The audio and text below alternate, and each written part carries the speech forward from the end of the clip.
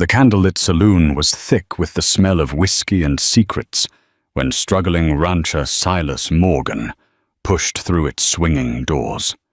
He carried desperation like a second skin, gambling his very future on a high-stakes poker game that fateful night. When the final card hit the dusty table, everyone froze, including Silas. He'd won something no ranch hand, no card shark ever expected to wager. He'd won a bride. She was silent, unnervingly so, and the flicker in her eyes hinted at mysteries far deeper than the swirling smoke around them. Little did Silas know her hidden identity would reshape his life forever. Silas Morgan woke before dawn most mornings. He would hitch his tired horse Cheyenne to the trough and watch the horizon seep from darkness into a dusty pink glow. Each morning, he wondered if that sunrise would bring enough prosperity to keep the ranch afloat one more day. The land was vast, 300 acres of brittle grass and scattered mesquite on the outskirts of Dry Gulch, Arizona. Yet it wasn't an empire of abundance. It was a fortress of hardships. His late father, Clayton Morgan, had staked the ranch in a more optimistic era. But after Clayton was shot dead by raiders, men rumored to be connected to the infamous Clanton gang, Silas was forced to fill shoes far too big for his 20-year-old self. Now, at 27, the weight of a failing ranch and the memory of his father pressed on him like a heavy iron brand. Every day was a battle. Drought scorched the land. Coyotes prowled the edges at night, spooking the few cattle Silas could still afford to keep. Debts mounted in the ledger, the columns of numbers turning from black ink to red. If the rains didn't come soon, or if he couldn't come up with enough money to settle his mortgage, the bank might foreclose. Having overheard some local ranchers mention Wyatt Earp's name in hushed admiration for a lawman who had tamed Tombstone Silas, wished for a fraction of that courage, something to chase away the creeping dread of failure. On the eve that changed everything, Silas sat at his small kitchen table, turning the final pages of that day's newspaper. There was an article about a band of traveling entertainers passing through Dry Gulch, alongside a mention of the silver mines near Tombstone, booming with new arrivals, but no mention of an outbreak of hope that might sweep across his front gate. With a sigh, Silas folded the paper. An itch on his conscience told him that if he didn't find a large sum of money fast, all would be lost.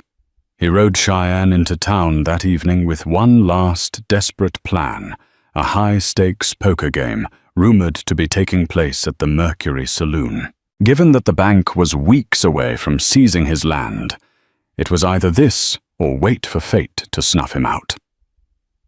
Despite risk tearing at the pit of his stomach, Silas wanted to believe fortune might smile upon him just once. The Mercury Saloon glistened under gas lamps that illuminated chipped wallpaper and a creaky floor. Card sharps, miners, fresh from a silver strike, and the occasional traveling peddler filled the place. A hubbub of off-key piano tunes and raucous laughter accompanied the swirl of cigar smoke. Silas hesitated at the door, turning his hat nervously in his hands. He spotted an old acquaintance, Nate Eastwood, a lean rancher, whose mustache and dusty boots told tales of the harsh desert. Nate waved him over, introducing him to the high-stakes table. 3 men and 1 woman, a card dealer, dressed in a simple no-nonsense style, sat around a green felt cloth. They eyed Silas with the subdued suspicion gamblers reserve for newcomers. He bought in with the last of his savings, a meager stack of coins, and a small note from the sale of a single calf. His gut churned with the knowledge that if the cards didn't favor him, he wouldn't be able to pay next month's feed bill. But desperation fuels courage. Silas took a seat. As the night deepened, Each hand brought beads of sweat to Silas's brow. The woman dealer, Maria Delgado, rumored to have once dealt for Doc Holliday in a traveling circuit, moved the deck with elegant precision. She had hawk-like eyes that seemed to read the players' souls as she shuffled, cut, and pitched. The men around the table were silent, except for the occasional grunt or muttered curse.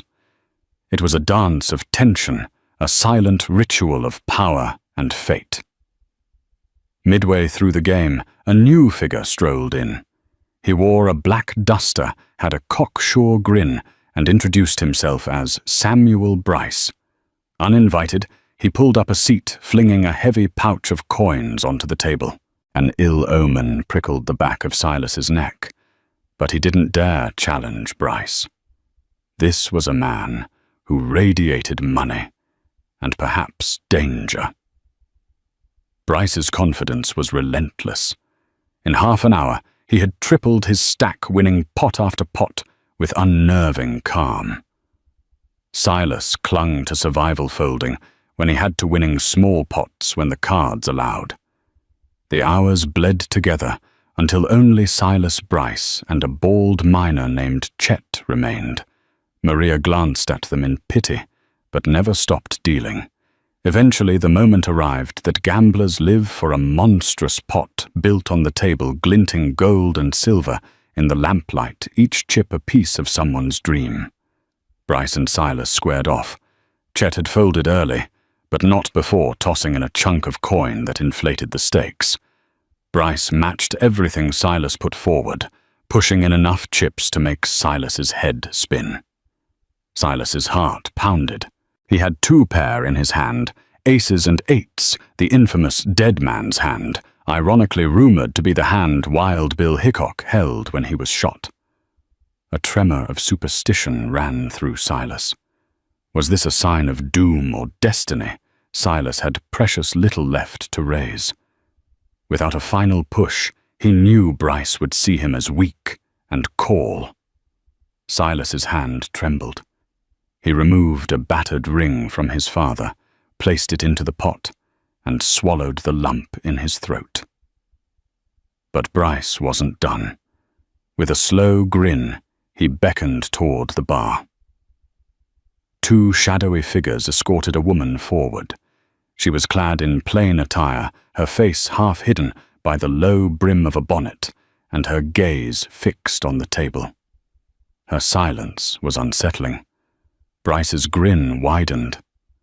"I'll sweeten the pot," he said, his voice carrying an undercurrent of dark humor. "I offer my fiancée. Cassandra Carlyle. That's her name, though she's not much for words tonight." A hushed shock blanketed the table. Even the old piano player halted mid-note. Silas couldn't believe what he was hearing. Bryce was wagering a person. Silas glanced at Cassandra. She gave no protest, made no move. Her eyes flicked up for a moment, and Silas swore he saw silent fury behind them. Yet she didn't speak, as if a heavy shame or secret kept her tongue. To Silas's surprise, Maria Delgado did not object, nor did the saloon's patrons. Perhaps in this rough territory, people had seen all manner of inhuman transactions, or perhaps Cassandra's presence came with some hidden backstory. Bryce gave a mocking shrug. "If you can beat me, Morgan, you win the pot, and Cassandra's hand. But if I win, I clean you out and collect your father's ring." Silas looked at Cassandra, then at the fortune of chips in front of Bryce. If Silas folded now, he'd walk away with almost nothing. He'd lose any slim hope of saving his ranch. But if he won... He took a breath, trying not to show the quake in his soul. "I'll call," he said quietly. Bryce turned over his cards with flair, a straight flush king high. A triumphant hush fell over the crowd. That was a near unbeatable hand. A smirk slid across Bryce's face. Silas exhaled. Slowly, with trembling hands, he revealed his own set of cards. 5 of them each defying the odds aces and 8s, plus the single card that changed everything a 9 of spades. But the order made a small twist. He had a higher straight flush ace. High. The saloon erupted. It was so improbable, so impossible that time seemed to stand still. Bryce stiffened, eyes darkening with shock. He looked ready to accuse Silas of cheating, but Maria's unwavering calm and reputation as an honest dealer prevented an immediate brawl. Bryce stood so fast, his chair skidded backward, nearly knocking into a drunken patron. "It's done," Maria said firmly, meeting Bryce's gaze. "Silas wins." Bryce's lips curled in rage. Without a word, he stormed out, leaving the entire pot and Cassandra behind. Amid whistles and applause, Silas stared at the mountain of chips. He'd actually done it. There was enough money to pay off the immediate debts and repair the ranch's water pump. Maybe even expand if he was shrewd. Yet he felt no joy. Not completely. Because there beside the table stood Cassandra Carlyle, the living, breathing evidence of a wager most men would call monstrous. She was tall, with elegant shoulders and auburn hair, pinned beneath a plain bonnet. She looked up at Silas. There was confusion in her eyes, perhaps even sadness. Silas approached her carefully. I'm sorry about all this," he mumbled, dropping the chips into a pouch and handing them to Nate for safekeeping. "I don't know the circumstances that brought you here, but you're free to go if you wish. I'm not the kind of man who'd hold you to a bet you never asked to be part of." Cassandra did not respond verbally. Her lips parted, but no sound emerged. Feeling the curious stares of the saloon crowd, Silas gently guided her away from the table toward a quieter corner. He repeated, "You can leave. I'll give you enough money to get where you need to go." Still no words. But she shook her head. Slowly she pointed to his ring, the one his father had passed down. Instinctively, Silas reached for it, except it was no longer on his hand, since he'd just wagered it. Confusion rippled through him. Cassandra traced a circle in the air with her finger, as though trying to say, "It's a bond," or "It's sealed." A wave of discomfort swept over him. Do you want me to take you home?" She shook her head again. She tugged on his sleeve, directing him to exit the saloon. Bewildered, Silas followed. The crowd parted, allowing them to step onto the wooden walkway outside. The night was a swirl of desert breeze and the faint glow of lanterns. "It's all right if you can't speak," Silas said softly. "Or if you don't want to. Let me at least offer you a place to stay, a meal, until you decide what's next." Cassandra's brown eyes flickered with something akin to gratitude. Then she nodded, stepping closer to him, her posture signaling that she would remain by his side for now. From the corner of his eye, Silas spotted Bryce's silhouette in a side alley. The man glared, then vanished into the darkness. A cold pang of foreboding tightened in Silas's gut. It seemed Bryce wasn't going to just walk away from this defeat. But Silas's top priority, at least for the moment, was to ensure Cassandra's safety. If she was truly his fiancée, in the eyes of the lawless territory, he needed to watch his back and hers. So began a night that would turn Silas's world upside down. He led Cassandra to the modest boarding house where he occasionally rented a room when the ranch was too far for a late return. As they walked, she stayed just a half step behind him, as if wary of her surroundings. Something unspoken told Silas that behind her silence lay a story, one he was now tangled in. By the time the sun rose, Silas had managed only a few hours of restless sleep. The boarding house was simple, a single lamp, a worn bed, a chair, and a small dresser. He had politely allowed Cassandra the bed while he dozed in the chair. She had drifted off quickly, seemingly exhausted or resigned, though her occasional restlessness suggested nightmares. Now dawn light peeked through the threadbare curtains. Silas stood, stretching his sore back. He watched Cassandra as she stirred. She blinked, looking around in momentary confusion before recalling the events of the previous night. Her gaze fell on Silas. "Morning," he said, though he didn't expect a reply. I thought maybe we could go down to the diner for breakfast. Then we can head out to my ranch if you're still not sure where else to go." Cassandra sat up carefully. She touched her throat, winced slightly, then drew her hand away. Whether it was a vow of silence, a physical condition, or something else, Silas couldn't be sure. He tried not to pry. Instead, he handed her a neat parcel of clothing he had purchased from a nearby seamstress's store at first light, just a plain skirt and blouse, seeing as she had nothing except the clothes she wore. She inclined her head in thanks. While she changed in private, Silas stepped into the hallway. He found Nate Eastwood there, leaning against a banister with a self-satisfied grin. "Guess I shouldn't be surprised to find you up," Nate said. "Heard from a barkeep that Bryce was real sore about last night." "After all, a man like that won't rest till he settles the score. Be careful." Silas took a breath. "I appreciate the warning. I'm heading back to the ranch soon. I'm hoping he'll let it go." Nate chuckled, though not unkindly. "You know better, Silas.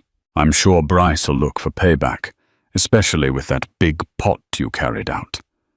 And that young lady, he's not gonna see her vanish so easily." Silas's shoulders tensed.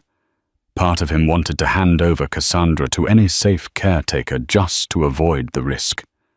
But something inside him balked. He couldn't just cast her aside like an unwanted item, not after seeing the fear and resignation in her eyes. Besides, he'd promised he'd look after her. When Cassandra emerged from the room, the newly donned clothes offered a better fit. She looked less like some battered traveling companion and more like a woman with quiet dignity. She offered Nate a polite nod, and Nate returned it, awkwardly tipping his hat. In the diner next door, they ate breakfast in companionable silence.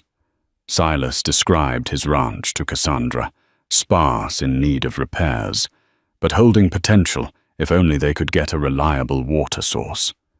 She listened closely, her attention unwavering. Once or twice, she smiled faintly, especially when he recalled memories of his father teaching him to ride broncos. After the plates were cleared, Silas paid the bill with some of his poker winnings and motioned for Cassandra to follow. They made their way down the main street, picking up Cheyenne from the livery stable. The stable hand, known around town as Pete Burns, eyed Cassandra. People whispered speculation about who she was. But Silas offered no explanation, only a curt nod of thanks, before riding away Cassandra seated behind him, her arms lightly around his waist. The journey to the ranch took over an hour, the desert stretching around them in silent, sun-scorched beauty. Cassandra's presence was almost ghostly, but Silas felt strangely less alone than he had in years. He wondered what he'd do if she refused to speak indefinitely. Could he handle that silence forever? They arrived at Morgan Ranch by midday. The wooden gate sat at a slight tilt, dusty from disuse.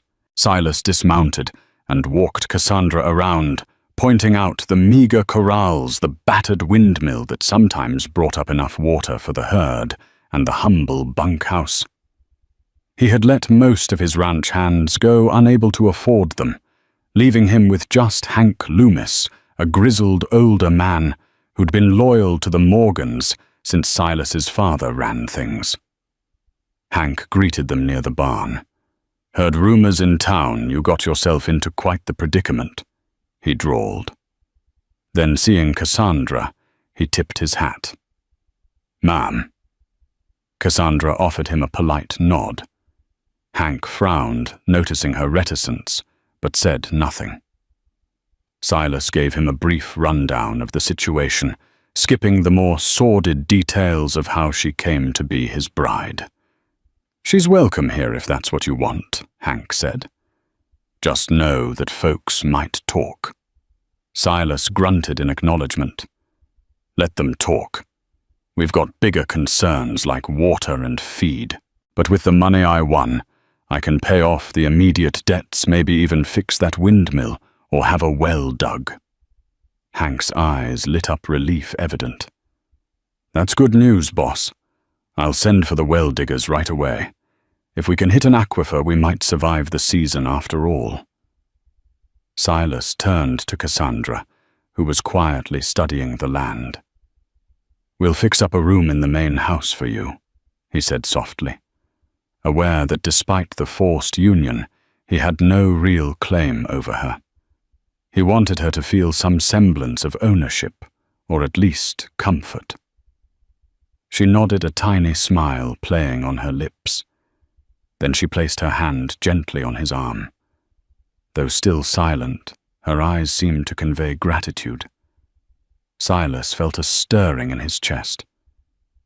This woman was an enigma, but he could sense depths in her. Was she truly unable to speak? Or was it a choice, or had Bryce done something to rob her of her voice? These questions loomed as Silas guided her into the house. Dust motes danced in the sunlight, streaming through the windows. He opened the door to the guest room, formerly his mother's sewing room, and showed her in. When you're ready, Hank can show you around, Silas said, trying to sound hospitable. We have a small wash basin, but we're short on water, so baths might be a bit of a luxury until we get the well sorted out.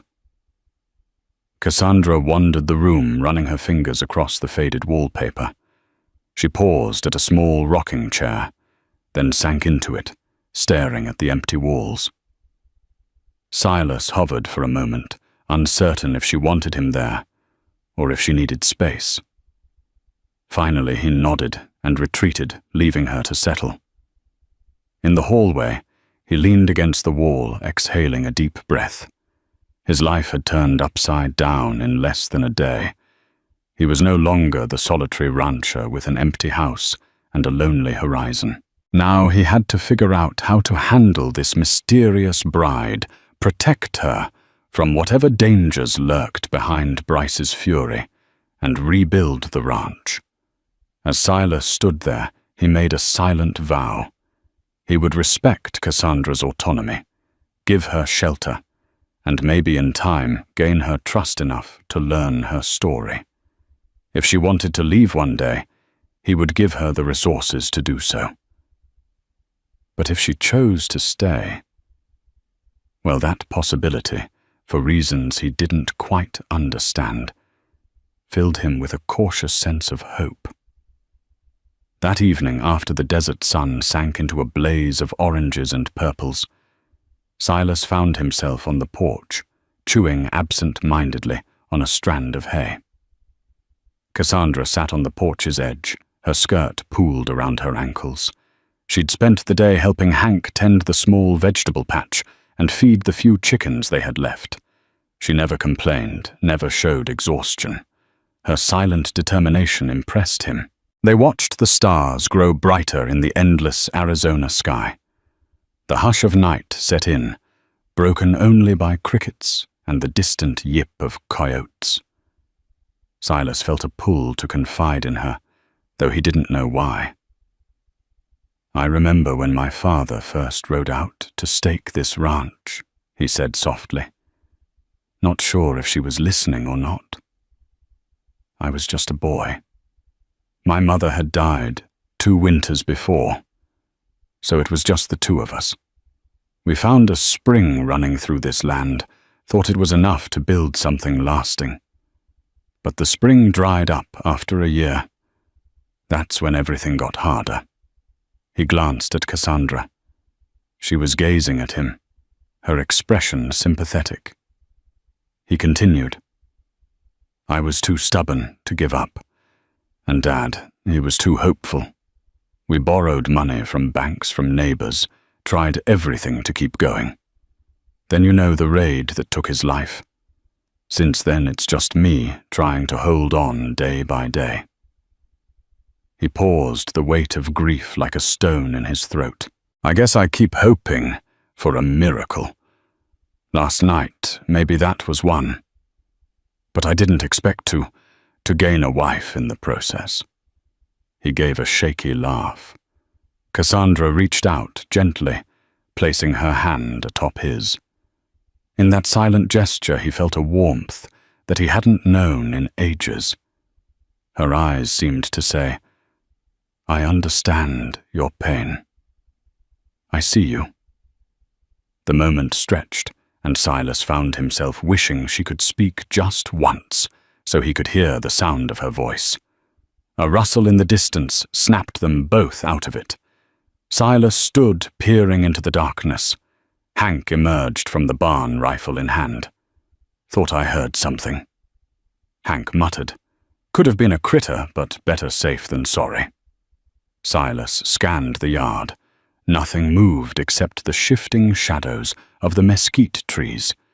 Yet a chill ran through him as he remembered Bryce. Was the man skulking around, biding his time? The next morning, they discovered footprints near the perimeter fence. Boot prints. Fresh. No one in these parts had reason to come that close to the ranch, unless they had business. Silas's jaw tightened. Bryce was likely making good on his unspoken threat. Hank spat on the ground. Reckon we should keep the rifle loaded. Silas nodded grimly.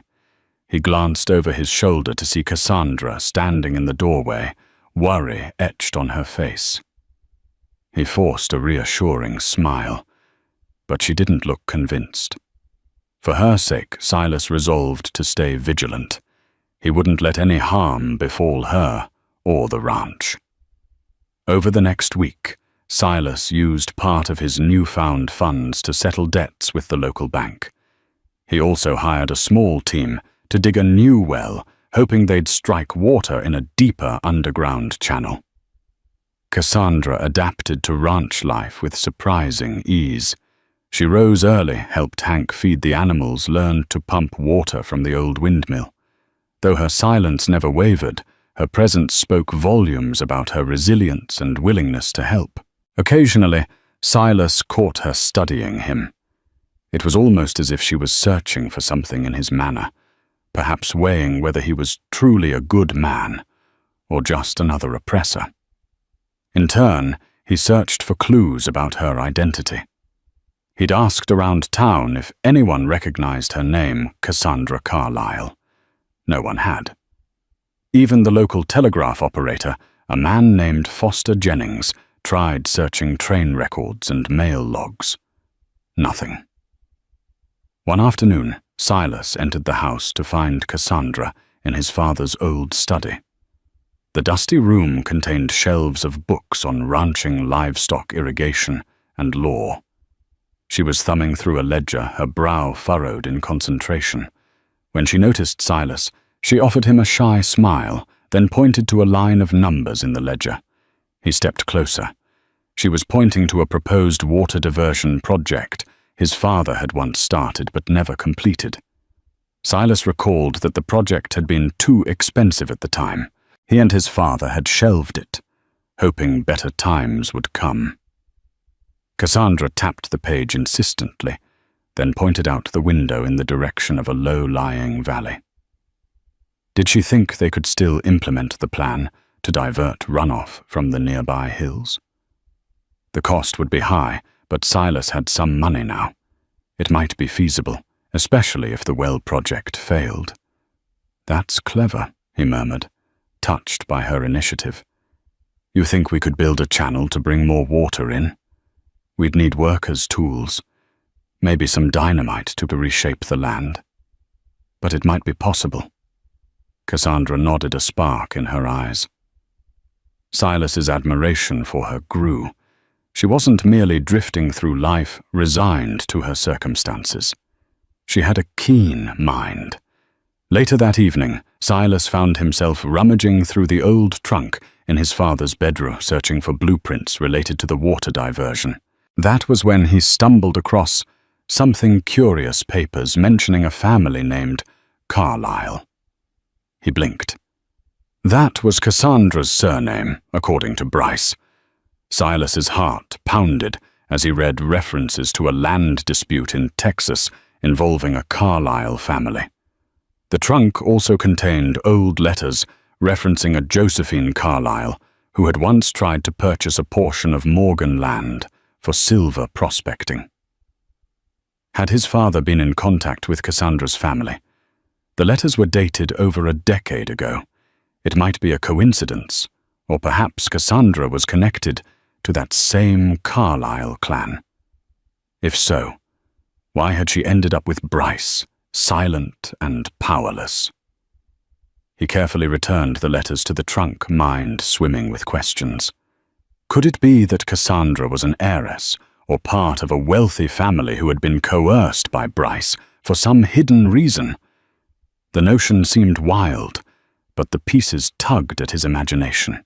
Deciding to keep this discovery quiet for the moment, Silas pressed on with ranch business. Days passed. The well-diggers made slow progress. Hank patrolled the fences with a watchful eye. Tension brewed as if the desert wind carried the promise of trouble. Cassandra, for her part, continued to speak only with her eyes, her gentle gestures. Yet Silas sensed she was waiting for the right time to reveal something. One blistering afternoon, a rider approached the ranch. Silas and Hank stood on the porch, rifles at their side, as the stranger dismounted at the front gate. He was a man in a formal suit, sweat beading on his brow from the unforgiving sun. He announced himself as Maxwell Price, a lawyer from Phoenix. "I'm here on behalf of my client," he said, voice smooth as silk. "A gentleman by the name of Samuel Bryce." Silas's jaw clenched. "What business does Bryce have with me now?" Mr. Price cleared his throat delicately. "Miss Bryce claims that you unlawfully won the hand of Miss Cassandra Carlyle in a rigged poker game. He contends that Miss Carlyle was promised to him through a binding marriage contract, and that your so-called victory is invalid." A wave of anger coursed through Silas. "That's nonsense. The game was fair. The dealer can attest to that. And Bryce offered her as part of the pot vial as that was." Mr. Price gave a placid smile. "My client offers a generous settlement if you return Miss Carlyle to him. $5,000 to be exact. He's willing to forego the rest of your winnings from the night." Silas felt a cold sweat. $5,000 was no small sum. It could secure the ranch for years. But the thought of turning Cassandra over like a commodity made his stomach churn. He glanced back at the house where he knew she was likely listening from a window. "Tell Bryce I'm not interested," Silas said, voice low. "Cassandra is free to make her own choices. If she wants to go with him, that's her business. But I won't force her into anything." Mr. Price's smile faltered, replaced by a steely glint. "Then you leave me no choice but to inform you that Mr. Bryce will pursue legal action. He claims you kidnapped his fiancée. Kidnapping is a serious offense." Silas snorted. "We'll see how that flies in front of a judge, especially since half the town saw that game." "Good day, Mr. Price." The lawyer's lips thinned. "You'll regret this. My client is a determined man." With that, he mounted his horse and rode away, dust trailing him. Hank spat on the ground again. "Man's got nerve. Think Bryce will come with lawmen next?" Silas sighed, frustration mounting. If he does let him, we'll tell them what happened. But I suspect he'll try something else first. He doesn't seem like a man who relies on the law. Inside, Cassandra stood in the foyer, her shoulders tense.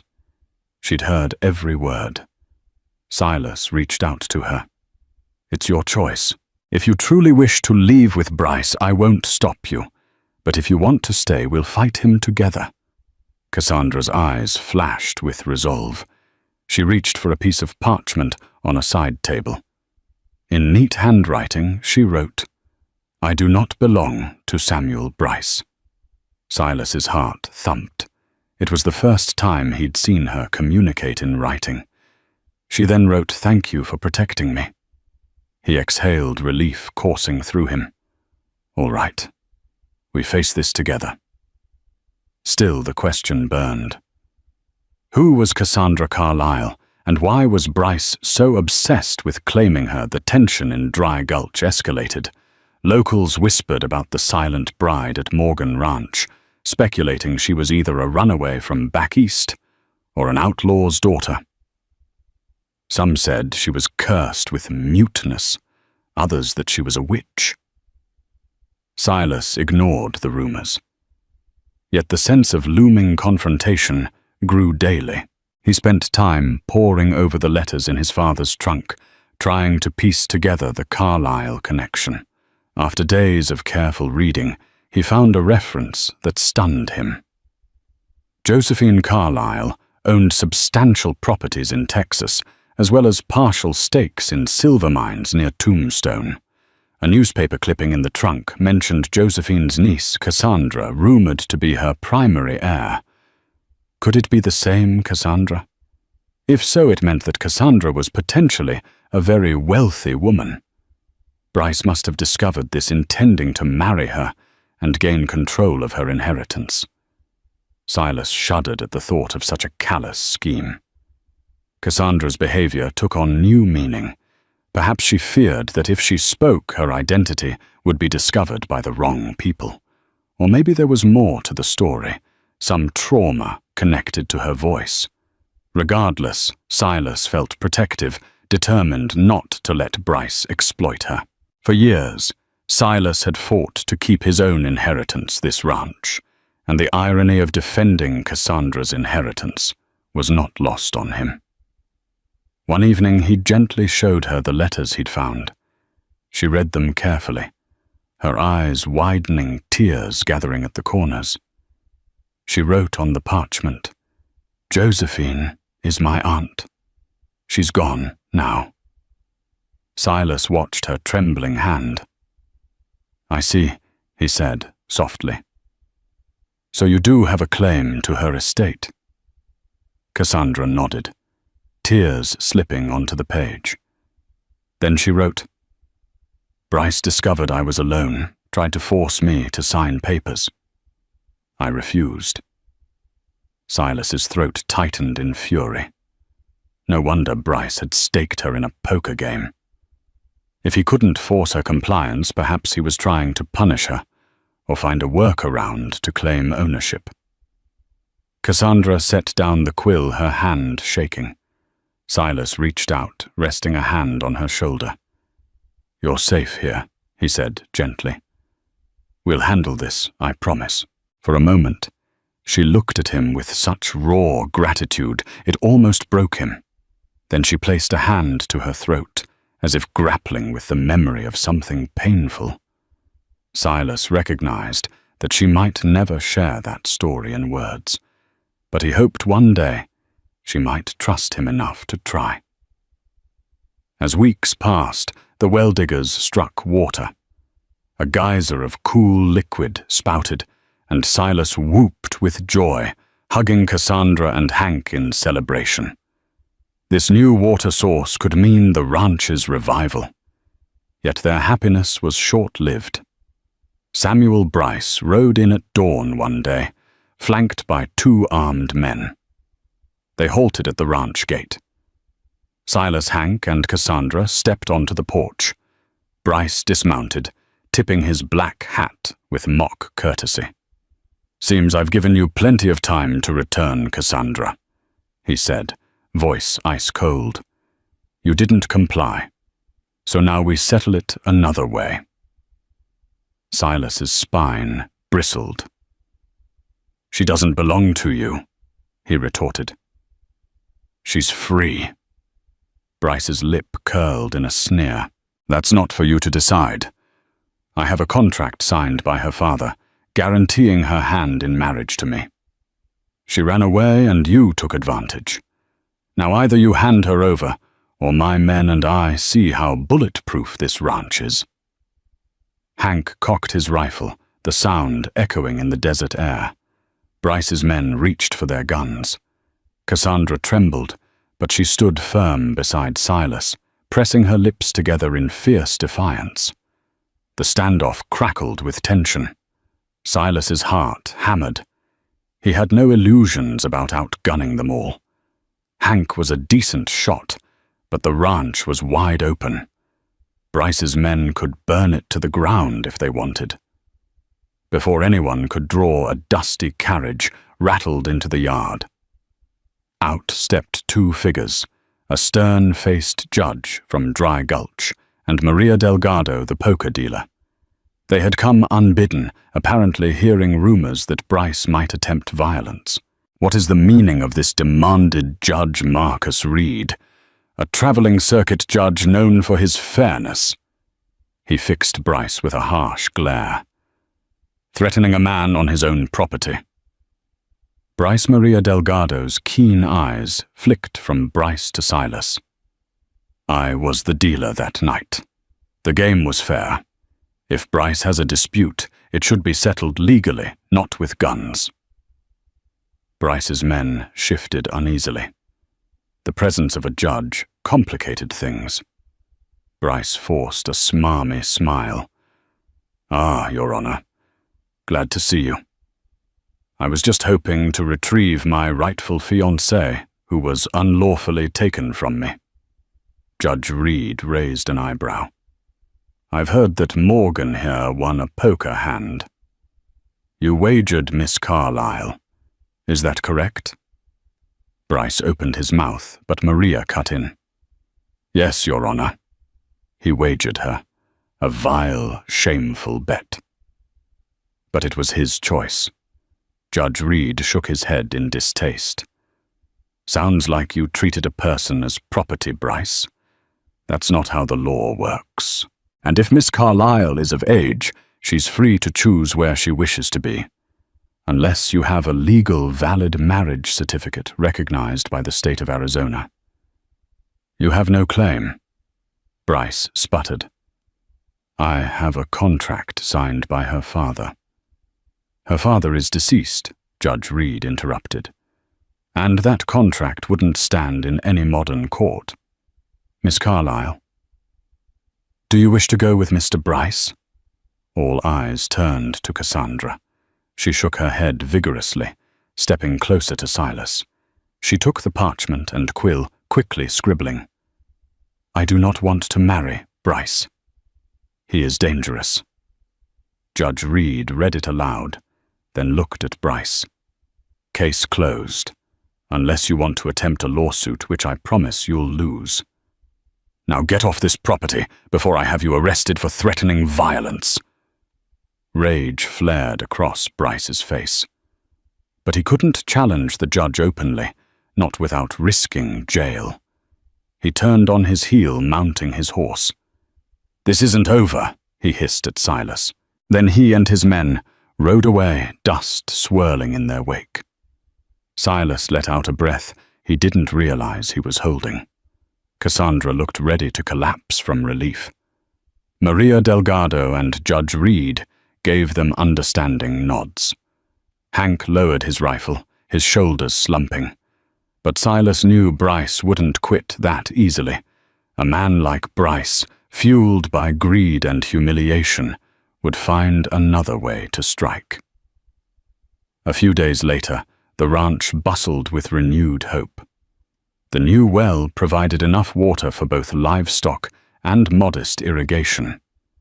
Silas arranged to expand the cattle herd. For the first time in years, he felt the tide might be turning in his favor. Yet that night, chaos arrived in the form of flame.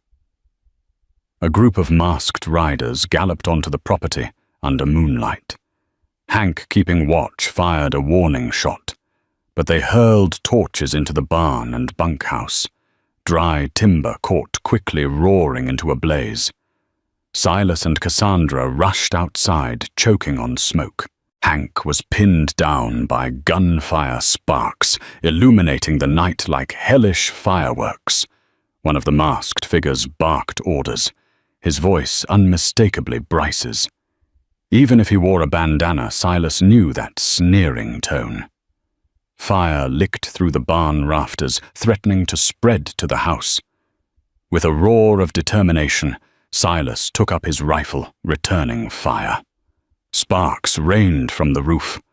Cassandra, eyes wild with terror, grabbed a bucket, trying desperately to douse the flames. But the inferno was too intense.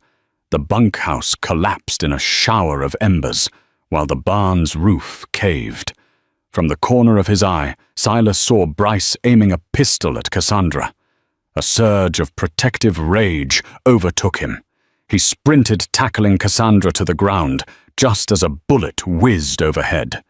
Pain seared his shoulder, grazed, but not a direct hit. Despite the chaos, they weren't alone.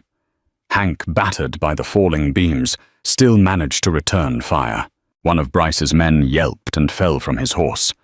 The others pulled back, the fear of heavy casualties curbing their assault. Bryce cursed, firing into the air as a threat, before racing away with his men into the desert night.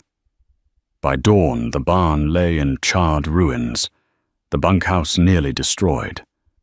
Only the house and newly dug well remained unscathed. Exhausted, Silas slumped on the porch, his arm wrapped in a makeshift bandage. Cassandra knelt beside him, tears carving tracks through soot on her cheeks. Hank paced, cursing Bryce's name. They'd lost livestock trapped in the barn, and with them a chunk of their livelihood. Yet the well and their lives remained. Silas forced a tired smile at Cassandra. "We'll rebuild," he said. "If it takes everything I've got, we'll make this ranch stand tall." Cassandra, face streaked with ash, nodded. Her eyes glowed with fierce determination. She put a hand on Silas's good arm, and even without words, he felt the promise she offered. "I'm with you." Desperate times push people to desperate measures, and so it was with Silas. Realizing that Bryce's attacks would only worsen, he reached out through local telegram lines to find any lawyer or official who might help secure Cassandra's inheritance, if indeed she was the rightful heiress to Josephine Carlyle's estate. If Cassandra could claim her rightful property, she might gain powerful allies and resources to counter Bryce. After a few anxious days, Silas received a reply from a man named Warren Ludlow, a reputable attorney in Tombstone who had dealt with Carlyle estate matters before. He agreed to come to Dry Gulch and examine the situation. When Ludlow arrived, a stout, middle-aged man with a hearty handshake, he listened to Cassandra's story with careful respect. She wrote out her account of how Bryce had wormed into her life, insisting on a fraudulent marriage. Ludlow nodded, reading each word solemnly. "I recall that Josephine Carlyle left a will," Ludlow said, adjusting his spectacles. "If Miss Carlyle is indeed the heiress, she should have the rights to significant assets, enough to buy herself an army of Pinkertons if necessary, to keep Bryce at bay." Silas glanced at Cassandra, seeing shock in her eyes. She'd never been told of any will. Ludlow coughed politely. "The challenge is that the will's location was unknown. Josephine was somewhat eccentric, rumored to keep important documents hidden. If we can't find it, the inheritance might be tied up in legal disputes for years." Silas considered the trunk of letters. Perhaps the will's whereabouts were hinted at. He led Ludlow and Cassandra to the trunk. They pored over the old papers, searching for clues. At length, Cassandra paused, pointing to a cryptic note in Josephine's handwriting. "The metal star in the painted mesa shall guard my legacy for the rightful heir." A puzzle. Ludlow rubbed his chin. Painted Mesa is an area near Tombstone known for its banded rock formations. A metal star could refer to a Texas Ranger badge, or maybe something else. Josephine was from Texas, after all. She might have buried the will or hidden it in some secret place. The hope of unraveling this puzzle ignited a new spark in Silas. If they could find the will, Cassandra would be free and empowered, no longer vulnerable to Bryce's manipulations. But Painted Mesa lay several days' ride away, and Bryce's men might be watching. "How long do we have?" asked Silas. Ludlow shrugged. "Bryce is likely planning his next move.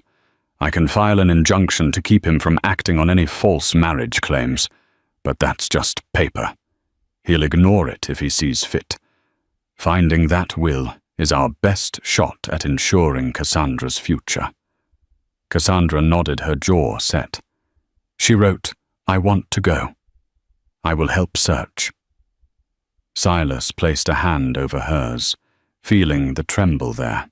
The Painted Mesa quest might be dangerous, but it might also be their last chance. 3 days later, Silas, Cassandra, and Warren Ludlow set out for Painted Mesa on horseback. Hank stayed behind to guard the ranch and oversee rebuilding efforts. Silas left him with enough men to stand a chance if Bryce attacked. Meanwhile, Ludlow had hired a Pinkerton agent named Jonah Barlow for extra security.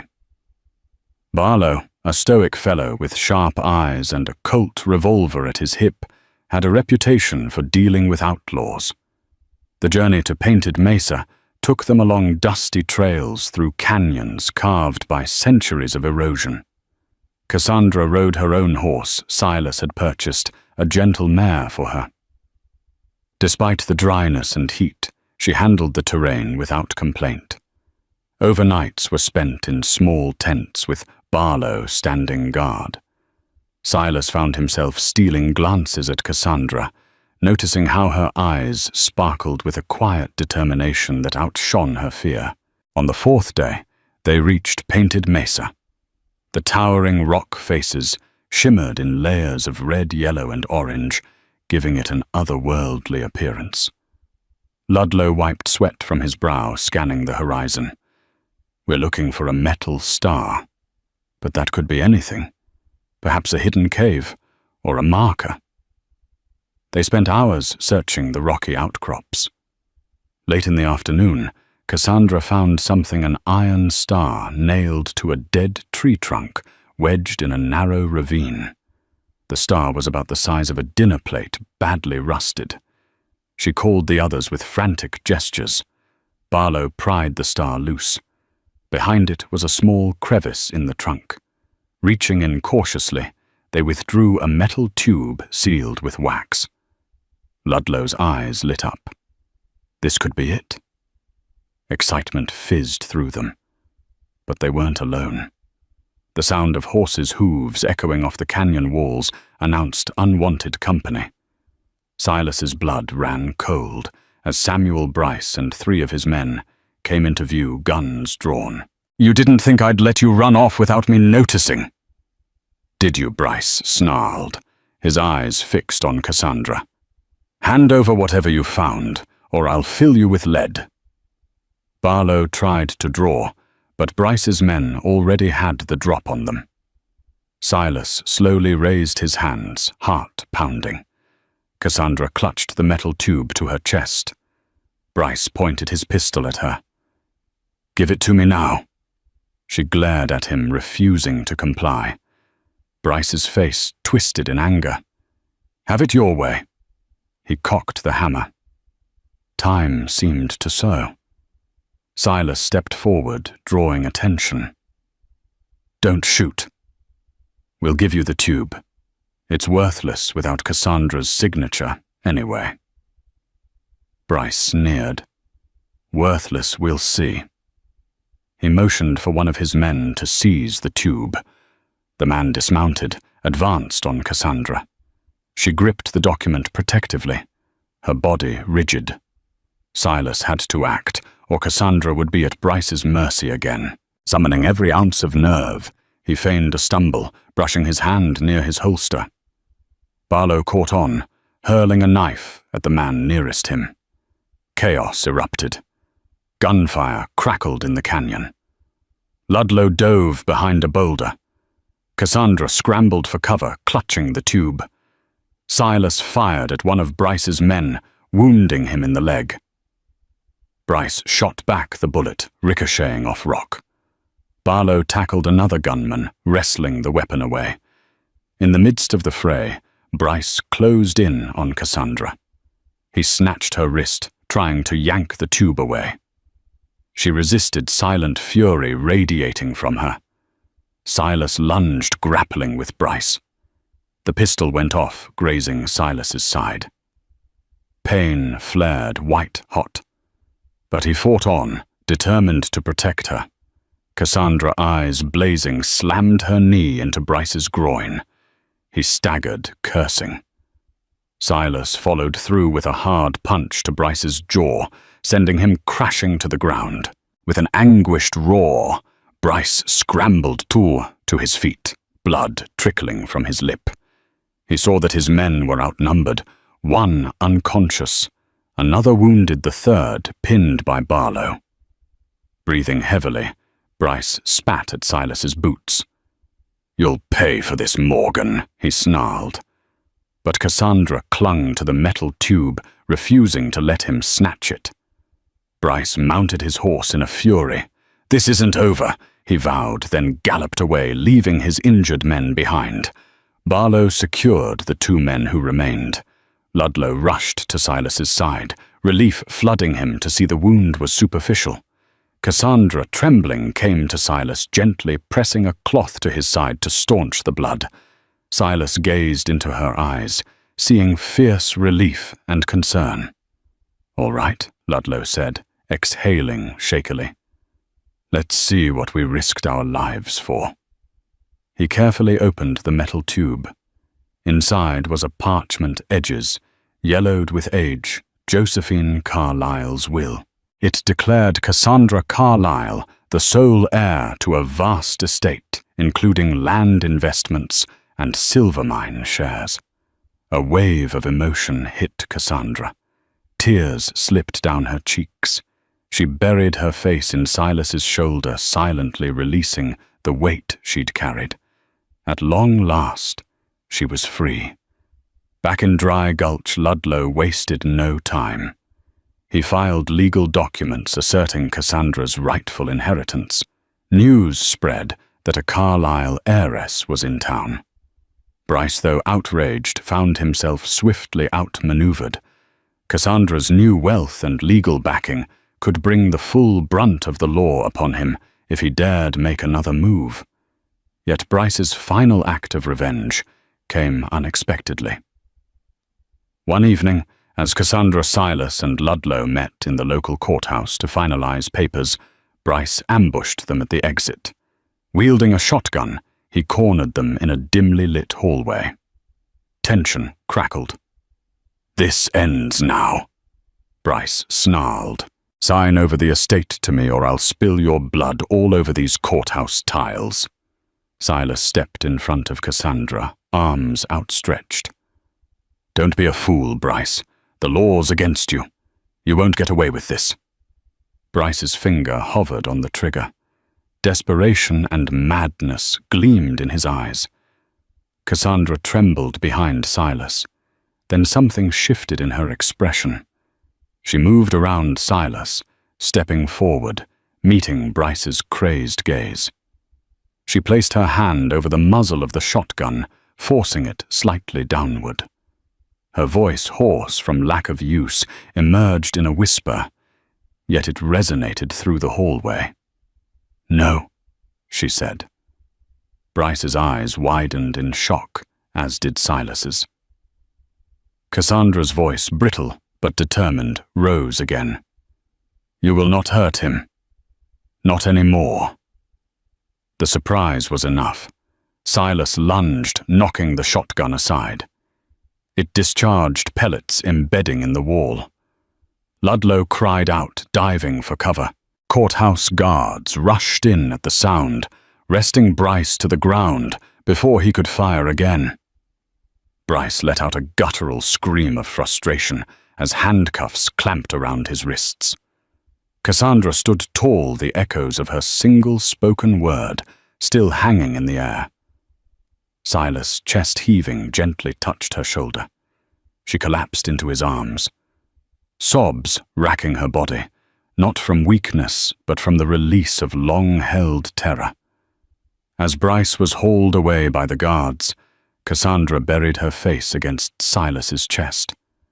Her voice at last had broken free. With Bryce behind bars for attempted murder and arson, Cassandra's future was finally secure. Officially named Josephine Carlyle's heir, she now held stakes in silver mines and enough wealth to pay off every debt on Morgan Ranch. But she didn't leave. Instead, she stayed investing in a new barn-proper fencing and an irrigation system. Hank oversaw the rebuilding with disbelief as the once struggling ranch transformed. The corral filled with healthy livestock and green shoots pushed through newly watered fields. In time, Cassandra and Silas grew close. Though her voice remained hoarse, each word she spoke was deliberate and valuable. She shared fragments of her past, how Bryce had nearly choked her once, damaging her throat and terrifying her into silence. She spoke of grief of her father's death and how Bryce used fear to control her. Silas never pushed. His patience, his quiet reassurance, helped her reclaim her sense of self. Rumors fluttered through Dry Gulch. Would they marry for real? There was no grand declaration, no announcement, only the knowing glances between them, the way they worked in tandem. Cassandra's wealth allowed Silas to expand, but it was her presence that truly changed the ranch. Her calm strength brought life to a land once defined by hardship. One late afternoon, Silas found Cassandra at the fence line, watching the sunset. She turned to him and said gently, "We never had a wedding." He smiled, heart full. "Let's fix that," he whispered. And with the desert wind at their backs, they stepped into a future neither had dared to dream. From a single poker hand that changed everything. Silas Morgan and Cassandra Carlyle battled ruthless greed, unraveled hidden secrets, and finally found the one thing that neither had dared hope for each other. Cassandra's renewed voice, born from courage, and the steadfast support of Silas echoed through the halls of a courthouse and onto the open range, chasing away the ghosts of her silence. Together, they rebuilt Morgan Ranch from charred ruins into a thriving home, guided by a bond stronger than any contract could forge. Their story stands as proof that even in the wildness of frontier life, love and resilience can triumph over cruelty and despair. If this tale stirred your heart, please like, share, and subscribe. And let's keep stories like theirs alive on the dusty pages of history and in our own hopeful dreams for tomorrow. Thank you for watching, and we'll see you next time.